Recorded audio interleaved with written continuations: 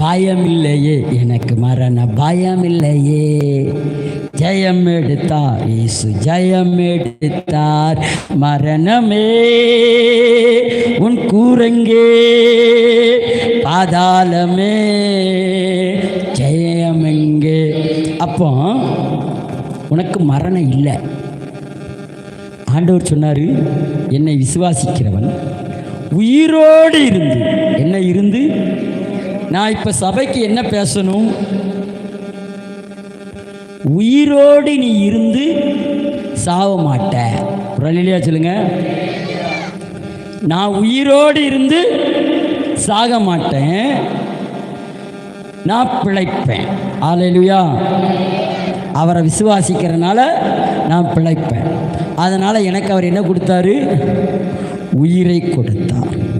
இரண்டாவது சிலுவையில் அவர் என்ன செய்தார்?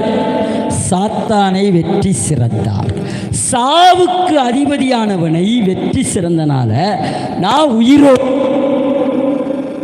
அல்லேலூயா, அல்லேலூயா. அப்போ மரணம் இல்லை, உயிர்த்தெழுதல் 5. நீ எத்தனை காலம் உயிரோடு இருக்குன்னு நினைக்க அத்தனை காலம் உண்டு. அல்லேலூயா.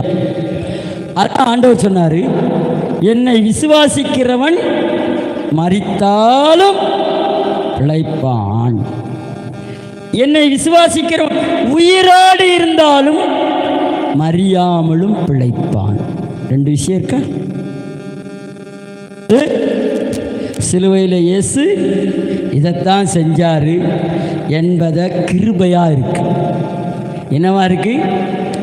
உனக்கு எந்த தகுதியும் கிடையாது. ஆனால் நம்ம எல்லாருக்கும் இயேசு சிலுவையில் ஒரு தகுதியை செஞ்சிட்டார். கடைசியிலிருந்து இங்கேருந்து அங்கேருந்து நம்ம எல்லாருமே தகுதி உடையவர்கள். இதில் ஆணென்னும் கிடையாது, பெண்ணென்னும் கிடையாது, அடிமை என்னும் கிடையாது, சுயாதீனம் என்னும் கிடையாது. அப்போது நம்ம எல்லாத்துக்கும் கிருபை நிறைச்சி இருக்கு, வைக்கப்பட்டிருக்கு. அதனால தான் பாஸ்டரம்மா நம்ம சர்ச்சில் பிரசங்கம் பண்ணுறாங்க. பழைய உடன்படிக்கையில் மேலேயே ஏற்ற மாட்டான். நான் போன இடத்துல ஒரு சபையில் பார்த்தேன். அந்த பாஸ்டர் சொல்லுதான், நான் இன்னைக்கு என்ன போடல, சாட்சி பாடல. அந்த சர்ச்சில் யார் முன்னே வந்து பாட்டு பண்ணாலே பொட்டை பிள்ளையாக இருந்தாலும் ஆம்பளை பிள்ளையாக இருந்தாலும் சரி, மேலேருந்து கீழே வரைக்கும் கவர் பண்ணியிருக்கணும். என்னது? கவரிங் போட்டு ஷாக்ஸ் போட்டிருக்கணும். அப்படின்னா தான் அவங்க மேலே ஏற்றுவாங்க. அதுவுமே எங்கள் ஸ்டேஜில் இல்லை, ஸ்டேஜுக்கு முன்னாடி. அந்த பாஸ்டர்கிட்ட போனால் நாம் போய் பிரசங்கம் பண்ணோம்னா நாம் போய் என்ன பண்ணணும்? முதல் நாளாக போய் அவர்கிட்ட பேசணுமா? அப்படி ஒன்றும் பேசி நான் மைக்கு பிடிக்க வேண்டாம். யாருக்குன்னு மட்டும் 5 மைக்கு இருக்கேன். அல்லேலூயா,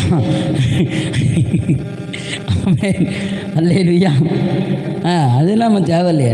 நான் வந்து ஐயா, அதாவது பாப்பானுக்கு பூணல் தேவையா? மைக்கு பிடிக்கிறவனுக்கு அடையாளம் தேவையா? தேவையே இல்லையே. நான் பிரசங்கி, எங்கேனாலும் பிரசங்கிட்டு போயிடுவேன். ஆமென், அல்லேலூயா, அல்லேலூயா. அடையாளம் தேவையா? நெவர். நான் ஊழியக்காரன், எனக்கு அடையாளம் தேவையா? நான் கருப்பு சட்டை போட்டு நின்னாலும் எனக்குள்ளே இருக்கிற ஆவியானவர் என்ன பண்ணுவார்? தூக்கி எரியத்தான் செய்வார். நான் டிஷர்ட் போட்டாலும் அதனால் நான் அங்கி போடணுமா? நெவர். அல்லேலூயா. என்கிட்ட சாவுக்கு அதிபதியானவர் என்கிட்ட இருக்கார். சாவுக்கு அதிபதியானவனை கொன்னவர் என்கிட்ட இருக்கார். உயிர்த்தெழுந்த இயேசு இருக்கிறார். நல்லா புரிஞ்சுக்கோங்க. 10 நிமிஷம் கூட எடுத்துட்டேன். I am so sorry. எமோஷனில் இல்லை, உங்களுக்காக இந்த சத்தியத்தை எப்படியாயிலும் விளக்கி புளியை போட்டு அட்டுப்பிடிச்சி ஆடையாக இருந்த அந்த பித்தளை பாத்திரத்தை எப்படி கழுவி வைக்க வேண்டுமோ அப்படி உங்களை கழுவி பொற்பாதத்தில் உங்களை அனுப்பும்படிக்கு நான் நேரம் எடுத்துட்டேன்.